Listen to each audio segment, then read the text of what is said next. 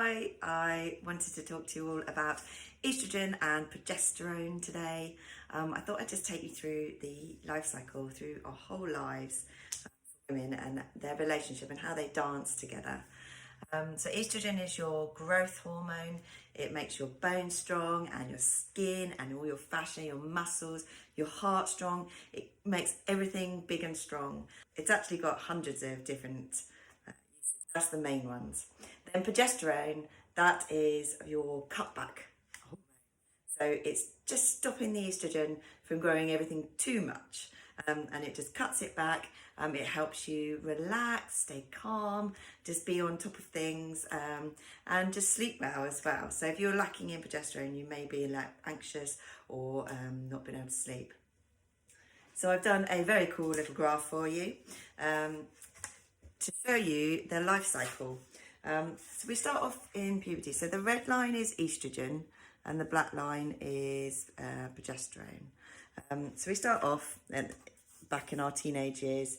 We have this period of erratic estrogen, and that's puberty, and that's when we start behaving really weirdly. And we've probably lots of us have got teenage daughters in that stage at the moment. But your estrogen and your progesterone are rising up generally. Then you have these many years where you have very good fertility between puberty and around the age of 35. This is where we're designed to have the baby. So progesterone and estrogen, they do have a little dance, so sometimes one's on top of the other, depending where you are in your cycle, depending where you are in your pregnancies.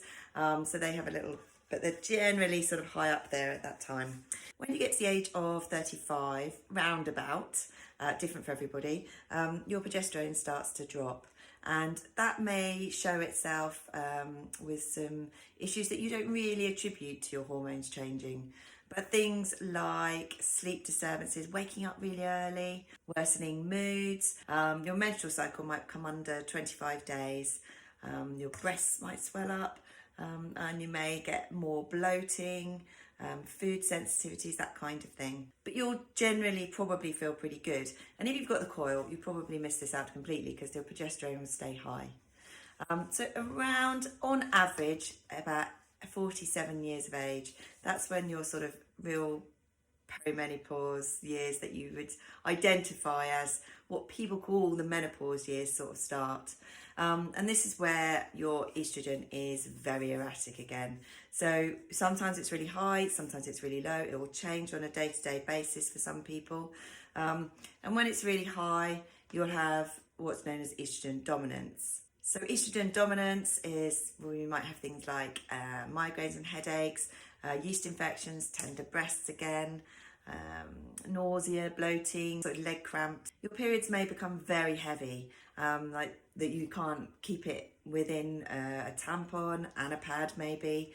So that sort of heaviness. You may get vaginal bleeding in between your periods. And then on the days where it's fluctuating but the estrogen's low, this is where you start to really notice what you would think of as menopause symptoms.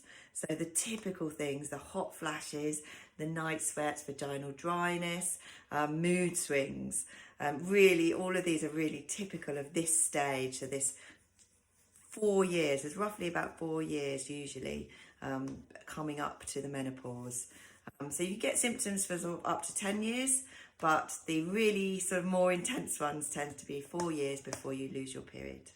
So this is when you know you are absolutely in perimenopause. So your periods are going to be likely much further spread out now. So they may be taking longer and not necessarily going to be each month.